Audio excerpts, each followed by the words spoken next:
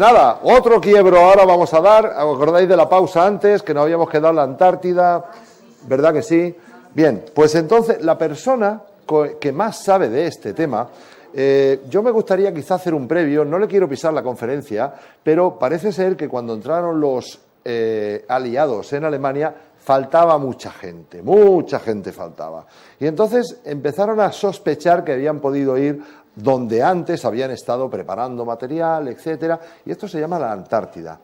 Esto suena a chino cuando la primera vez que lo oyes, ¿no? Yo recuerdo cuando con JL de Mundo Desconocido, ¿no? Comentamos este tema y dije, he invitado a un tal Felipe Botalla y tal, y dice, coño, si he leído sus libros, este tío es el que más sabe de este tema, se llama La Guerra de los Pingüinos. Ya veréis por qué, tiene gracia por qué se llama La Guerra de los Pingüinos. Entonces, con la charla de los nazis en la Antártida, la guerra que no existió, puntos suspensivos, pues tenemos él es doctor en ciencias empresariales, experiencia en varias multinacionales, en España, en Irán, en Inglaterra, profesor de universidad y escuelas, y os quiero presentar al buen amigo Felipe Botalla.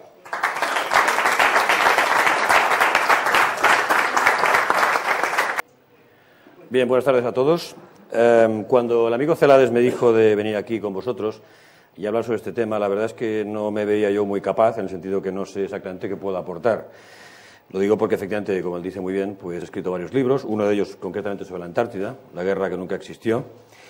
Y, mientras él me lo dijo y hoy, pasó una cosa muy interesante, y es que hablando con unos compañeros, cuando digo compañeros era gente de empresa, estoy hablando de directores generales, directores departamentales, y con los cuales continúo teniendo bastante relación, también pues trabajo para muchas compañías.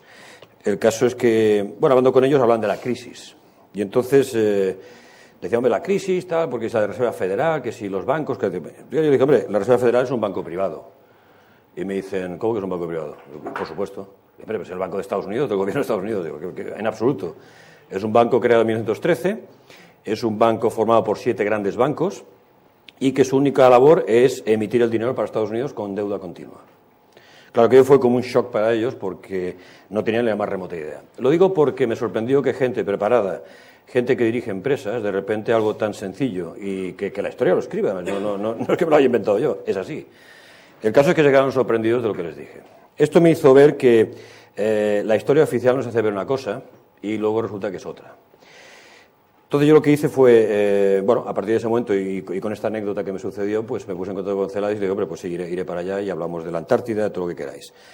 Intentaré resumirlo, pues lo de la Antártida es bastante amplio, entonces no quiero tampoco aburriros, es un tema que ya veréis que tiene su historia y que a mí es uno de los misterios que más me ha gustado, y el trabajo sobre ello me ha ido muy bien porque he podido hablar con veteranos que estuvieron en esa flota que estuvo en la Antártida, tengo cartas de ellos, algunos ya han muerto, porque efectivamente esto fue en 1947, y eran chicos en aquel momento de 25, 20 años que iban en los barcos, y a partir de aquello hice un relato de lo que pudo pasar allí. También tengo fuentes alemanas, también conozco mucha gente en Alemania que me ha podido pasar datos que habitualmente no salen en los libros. Básicamente hay 3 puntos que me gustaría tocar. Uno es los antecedentes de esa historia, la operación High Jump, que es como se llamó por parte de los aliados esa toma de la Antártida, y el resultado de todo ello. Antecedentes. Como ha comentado Celades, efectivamente yo me dedico a la docencia en escuelas de negocio y en universidades, y siempre he tenido curiosidad por la Segunda Guerra Mundial. Es decir, ha sido un periodo de la historia que la Segunda Guerra Mundial no es ni más ni menos que la continuación de la primera. Estamos hablando de una guerra civil europea, con un intervalo de unos 20 años entre el año 18 y el año 39. Con lo cual, el saber sobre este periodo histórico nos abre muy bien los ojos a ver qué está sucediendo en este momento. Es decir, lo que hoy estamos viviendo es el resultado de aquello, de alguna forma. Me gustan mucho los aspectos no conocidos o poco conocidos, lo digo porque libros sobre la guerra mundial pues hay muchos y muy buenos, excelentes. O sea, yo ahí no puedo aportar nada porque en el fondo hay sobre todo muchos escritores ingleses son muy buenos. Pero sí que es verdad que lo que es la literatura sobre temas no tan habituales, esto ya es más difícil. También tienes algún escritor americano, inglés por supuesto, alemán también, pero no son temas que se suelen tocar habitualmente. ¿El resultado cuál es? Una serie de novelas históricas que he preparado yo a partir de la información que ha sido disponible y a partir de la información que he podido obtener a través de personas que habían estado en esa época involucrados pues, en algunos proyectos o por lo menos han tenido conocimiento de ellos a través de otras personas. Aquí tenéis algunos ejemplos de algunos desarrollos alemanes en la época, originales, y que, bueno, que han traído pues mucha fantasía, han traído muchos comentarios, muchas historias, que vamos a ver si hasta qué punto es cierto.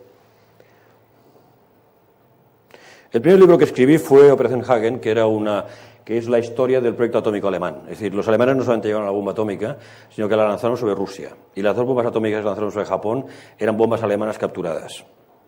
Los americanos jamás llegaron a las bombas atómicas. Antártida 1947, que es sobre lo que hablaremos hoy. Luego escribí Cronos, la puerta del tiempo, sobre una física exótica alemana que les llevó a construir una máquina que se llama la campana, que era una máquina de una física totalmente exótica y que era capaz de hacer la torsión del espacio-tiempo. Es decir, se podía hacer una ingeniería del tiempo, lo que sería un viaje en el tiempo. Y finalmente, Colonia Band de 555, que es un libro sobre las colonias alemanas en Sudamérica durante la Segunda Guerra Mundial, ya que hubo combates incluso en aquella zona. Hubo 14 grandes fortalezas que estaban en manos de los alemanes ya antes de la guerra.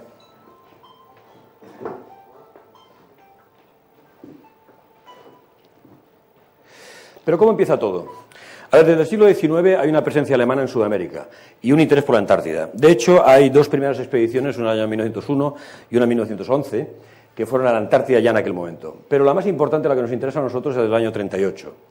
Tengamos en cuenta que, por ejemplo, antes de la Segunda Guerra Mundial había más de 1 millón de alemanes en Brasil, por ejemplo. Brasil fue una fuente muy importante de asentamiento alemán y, evidentemente, durante la guerra también fue una especie de quinta columna que tenían ahí los alemanes. En el 38, ¿qué sucede? El Luftministerium, el Ministerio del Aire, la Luftwaffe, digamos, patrocinó una expedición científico-militar a la Antártida, con este barco que veis aquí, el Schwabenland, que era un barco dotado en aquel momento con los ingenios más avanzados de la época, tanto en cámaras fotográficas como en aviación. Lleva 2 hidroaviones muy potentes Dornier de muy largo alcance. Se tomaron más de 10.000 fotografías y película en color. Yo tengo un libro sobre esta expedición que os garantizo del año 38. Son fotos de National Geographic. Las ves ahora, no te digo nada, y son fotos actuales de National Geographic. A un nivel espectacular. Y el área total analizada totalizaba más de 600.000 kilómetros cuadrados, que fue un área que además ellos tomaron para Alemania, porque en aquel momento la Antártida teóricamente no era de nadie. El espacio que ellos ocuparon es el que veis aquí en este momento. Es la zona norte de la Antártida, lo veréis mejor en un mapa posterior, pero la que da justo al Atlántico. Aquí tenéis el emblema de la expedición, el Deutsche Antarktische Expedition 38-39, y aquí veis unos señores por aquí con una esvástica. Aquí tenéis exactamente cómo era la zona, que es la norte. Si veis ahí es Chile, Argentina, al final. Y aquí no es Schwabenland, que era la zona está en rojo, que es lo que ellos ocuparon, esos 600.000 kilómetros cuadrados. No solamente lo ocuparon, sino que además lanzaron unas estacas. Aquí tenéis una foto. Cada 25 kilómetros había una, con lo cual lo marcaron físicamente. Es decir, si vais a la Antártida, podéis encontrar algún palo de estos, de aquella época. Aquí tenéis una fotografía de los pilotos que llevaron los aviones, con los fotógrafos, con todo, en esos 2 Dornier que comentaba yo antes. Estamos hablando del año 38, recuerden ese detalle. En agosto del año 40, el director del Deutsche Reichsinstitut für Metallen, el doctor Bollwil, solicitó desarrollar por parte de sus técnicos un tipo de metal con base no ferruginosa, es decir, que no se pudiese oxidar, para su aplicación en edificaciones y construcciones, capaz de resistir temperaturas por debajo de los 60 grados bajo cero. Ni en el frente ruso se ha alcanzado esa temperatura. Os recuerdo que la batalla con Rusia empezó en junio del 41, es decir, esto estamos hablando de agosto del 40, un año antes prácticamente. ¿Para qué tipo de construcciones era necesaria esa tecnología? ¿Con qué objetivo estaban trabajando los científicos alemanes a principios del 40? ¿Y en qué lugar del planeta alcanzaban esas temperaturas y más bajas incluso? Evidentemente la Antártida. La Antártida se han alcanzado casi 90 grados bajo cero, y vientos de casi 300 kilómetros por hora, es decir, es un sitio totalmente inhóspito.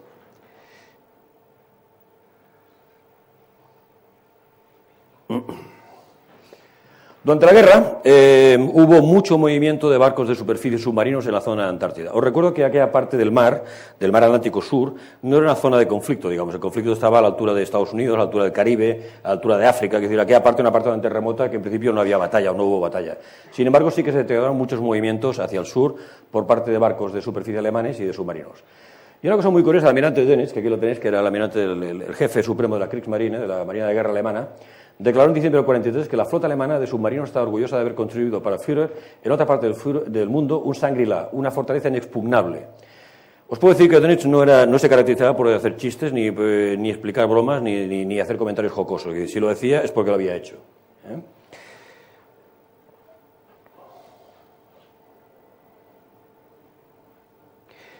Curiosamente, entre ellos hubo 2 submarinos que aparecieron en aguas argentinas mucho después de la guerra. Estoy hablando de julio y agosto del 45, o sea, habían pasado ya 3 meses del final de la guerra.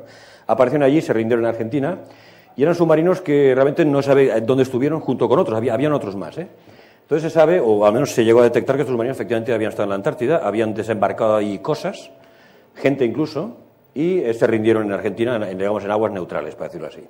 Evidentemente las tripulaciones de los submarinos fueron entregados a los Estados Unidos y fueron prisioneros todos los marinos, y los submarinos fueron hundidos en pruebas de balística en alta mar. Operación Hayam. Este es el nombre que se dio a la operación, digamos, americana en el momento que todo esto estaba en marcha. Operación Hayam quiere decir salto de altura. Y aquí tenéis al almirante Dempsey, que fue la persona que, digamos, firmó por primera vez el inicio de esta operación. Lo curioso es que estamos hablando de después de la guerra, estamos hablando del año 46, que es cuando empieza a prepararse todo esto. Lo digo porque en aquel momento Estados Unidos estaba exhausto económicamente después de la guerra. Es decir, preparar esto, ahora lo veréis, los motivos, no tenía demasiado sentido. Era la Antártida con una flota, en aquel momento concretamente, quizás más tarde es posible, pero en aquel momento era algo como muy extraño, ¿no? Ramsey firmó las órdenes de Washington, el secretario de la Marina, James Forrestal, también estaba en ello, y el presidente Truman, que fue el que aprobó definitivamente la operación. El nombre de Operación Hayam lo dio el almirante Nimitz, que aquí lo tenéis, y el calendario fijado era desde diciembre del 46, es decir, llegar ahí en diciembre, que es el verano austral, hasta julio del 47. Estamos hablando de pleno invierno austral, estamos hablando de unos 7-8 meses de estancia en la zona. ¿Por qué los americanos querían ir allí? Aquí tenéis el emblema de la operación, que, como decía muy bien Celades, fue llamado la Guerra de los Pingüinos. Básicamente los motivos eran estos: probar a las tropas y el material en situación extrema de frío. Bueno, consolidar y ampliar la soberanía norteamericana sobre la mayor área posible del continente antártico.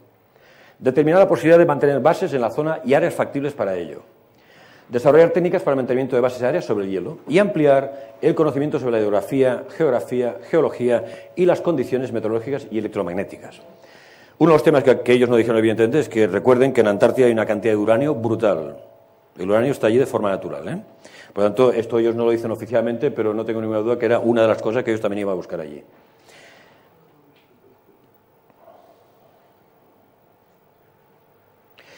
Precisamente porque era una situación extraña, los americanos, muy relaciones públicas, buscaron al almirante Richard Byrd, que era un almirante antártico que había ido en muchas ocasiones a la Antártida, incluso estuvo a punto de morir en una ocasión, y era un tío muy conocido en Estados Unidos, un hombre, yo diría, un auténtico héroe americano a la altura de Charles Lindbergh, por ejemplo, ¿no?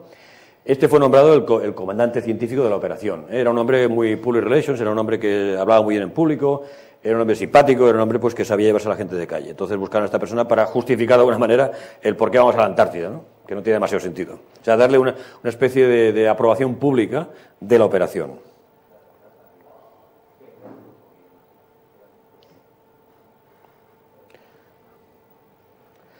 La expedición contaba con 13 barcos, entre ellos el nuevo portaaviones Philippine Sea y el submarino Senet, rompehielos, aviones de carga, combate, helicópteros y 5.000 hombres. Se filmó la película de Secret Land sobre la expedición, una película que tengo yo, la conseguí en Estados Unidos, y es una película que vale la pena ver. Y sigue siendo la operación militar más grande jamás efectuada en la Antártida. Claro, cuando oyes lo de científico, te asombras de que, claro, científico y ves barcos de guerra. Entonces aquí no soy capaz de ver qué barco científico hay aquí, porque aquí veo un portaaviones, submarino, barcos destructores, algún barco de suministro, por supuesto, pero yo no soy capaz de ver aquí una expedición científica, en el sentido estricto de la palabra, ¿no? Así como el barco alemán era un barco estándar, era un barco, digamos, de normal, un mercante, en este caso yo veo aquí pues barcos militares. La pregunta es ¿por qué? Aquí tenéis algunas cuantas fotos de aquella situación, donde ven pues, los marinos. Aquí veis un avión que fue derribado. Aquí tenéis diferentes situaciones, incluso hay golpes en algunos barcos. Evidentemente todo esto ha sido censurado. Os recuerdo que esta operación es clasificada hasta el año 2035. O sea, no se podrá saber qué sucedió aquí hasta el año 2035, cuando normalmente son 30 años. Sin embargo, esto ha sido ampliado hasta que evidentemente ya no quede nadie, ni siquiera estaré yo. Pero es evidente que debió pasar aquí para que lo mantengan, digamos, en silencio.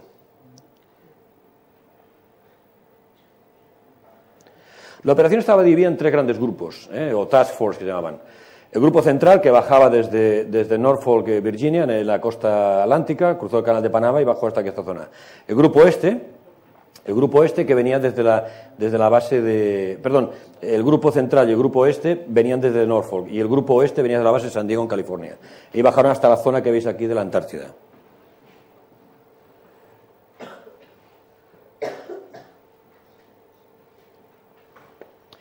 De la antigua base de Byrd, una base que él había montado antes de esta operación, en uno de sus muchos viajes que hizo a la Antártida, los tres grupos iniciaron sus operaciones siguiendo un esquema de rodeo del continente antártico. O sea, fueron rodeando toda Antártida, entraron en esta especie de bahía y desde ahí salieron hacia alrededor. Y concretamente hacia el norte, donde estaba la base alemana. ¿Cuál fue el resultado de todo esto?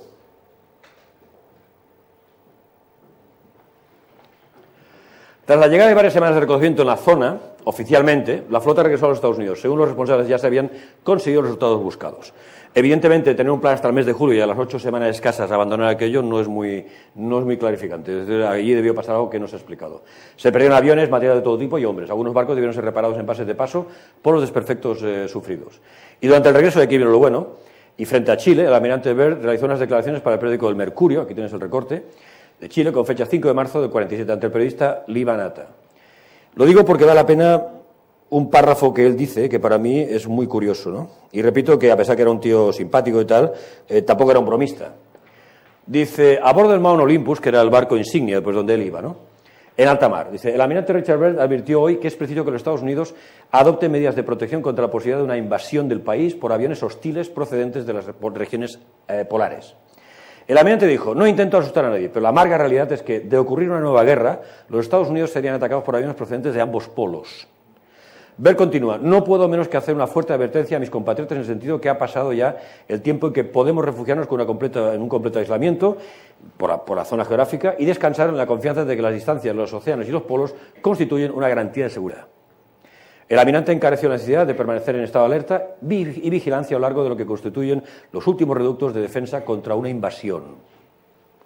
Claro, la pregunta es, ¿a qué se refiere Byrd? ¿Qué invasión? ¿De qué invasión está hablando? ¿Qué clase de aviones o aeronaves son esas? Y evidentemente, ¿quiénes son sus tripulantes? ¿De qué está hablando esto? Unas naves que vienen de los polos y que pueden atacar a Estados Unidos sin ningún problema, que debemos de estar protegidos, no perdamos esta ocasión, cuidado. ¿De qué está hablando? Os puedo decir que el almirante Byrd, tal como regresó a los Estados Unidos, fue relegado al ostracismo y oficialmente no podía hablar de esto delante de nadie. O sea, el tío fue totalmente apartado de cualquier acto social o militar en ese caso, estaba totalmente al margen de todo.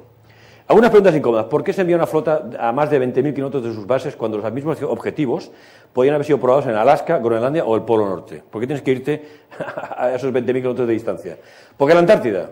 ¿Qué escondía el continente helado? ¿Por qué al almirante Byrd se le prohibió a partir de entonces, como he comentado, cualquier declaración oficial o aparición en actos públicos? ¿De qué se le reguló el ostracismo oficial? ¿Por qué al año y medio de High Jump, el secretario de Marina Forrestal, aquí tenéis el hospital, comenzó a hablar más de la cuenta, se le ingresó en el hospital naval de Bethesda, este que veis aquí, y el 22 de mayo del 49 se dice que se arrojó al vacío, se suicidó. Tú no puedes poner a una persona que está mal de la cabeza a 16 pisos de altura, ¿eh? Sin embargo, lo hicieron.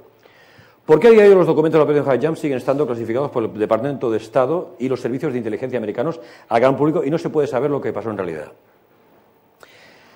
¿Qué pudo pasar aquí? Yo los datos que tengo es que los alemanes construyeron una base subterránea, la base 211 concretamente, desde la cual pues ellos continuaron sus investigaciones científicas, al igual que en Sudamérica, o sea, hubo una correspondencia entre las dos zonas.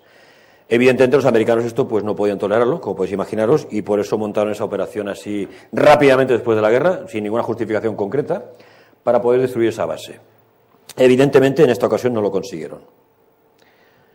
Sin embargo,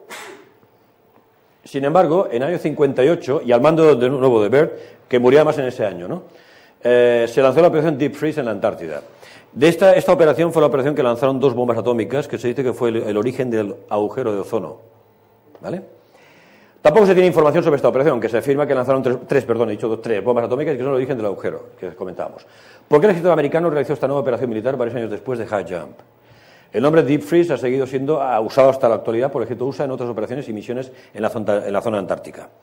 Una cosa que yo llegué a saber es que a principios de los 50 la base alemana fue abandonada y se dirigieron hacia Sudamérica. Lo digo porque cuando tú permaneces mucho tiempo en la Antártida, tú pierdes protección, o sea, tus anticuerpos desaparecen. Con lo cual, una persona que viene a visitarte te mata. Un simple resfriado, una tos sobre alguien, te acaba matando. Con lo cual, no se puede estar ahí mucho tiempo, de hecho.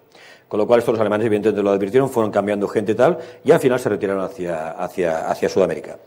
Evidentemente, la base quedó ahí, los americanos me imagino que de alguna forma entraron allá, lo que vieron no lo sé, lo desconozco en este momento. Yo lo que he hecho en mi libro ha sido pues explicar un poco cómo veía esa base a partir de algunos testimonios que he conseguido, pero evidentemente esto es muy complicado. La Antártida es una zona que no se puede visitar, lo digo porque puedes ir con barcos chilenos y argentinos hasta una punta que te llevan hasta allí, tocas un poco el hielo, ves 4 pingüinos y te vas. Es decir, que a lo mejor avanzas 1 kilómetro, pero el resto de la Antártida está totalmente prohibido ir por allí. Antártida hoy está dividido entre varios países, América, por supuesto, Rusia, está Suecia, está Noruega, está Chile, está Argentina, pero son bases básicamente militares, mucho más que científicas también, pero sobre todo militares. Con lo cual ahí surge un misterio que nadie ha sabido resolver hasta la fecha y que hasta el año 2035 pues tenemos que esperar a ver qué pasó ahí, si es que lo quieren desclasificar. Y lo que desclasifiquen sea completamente lo que realmente pasó allí. Que esto siempre te queda la duda de que los papeles que me entregan son estos en realidad. Aquí está toda la información. Eso no lo sabemos, ¿no?